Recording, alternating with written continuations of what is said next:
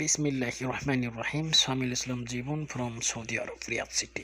আজকে বন্ধুরা রিয়াদ সিটি থেকে কিন্তু একবারে 150 কিলোমিটার দূরে এসেছি, একটি রিসোর্টে কাজ করার জন্য এসেছি। আপনি দেখতে পাচ্ছেন রিসোর্টটা কিন্তু এটা পাঁচতলার মধ্যে একটি পাহাড়ি অঞ্চলের মধ্যে, কিন্তু একবারে পাহাড়ের ডাঙ্গার উপরে রিসোর্টটা। আমরা সেখানে কিন্তু কাজ করতেছি। আপনি দেখতে পাচ্ছেন একবারে মরুভূমি, চারদিকে যদি আমরা তাকাই শুধু ধোঁয়া ধোঁয়া ছাড়া কোনো কিছুই কিন্তু দেখা যায় না, কোনো বসত বাড়ি কিন্তু দেখা যায় না। এমন একটি জায়গাতে আজকে কিন্তু আমরা চলে এসেছি, একবারে মরুভূমি পাহাড়ের জায়গাটা কিন্তু আবার দেখতেও অসাধারণ।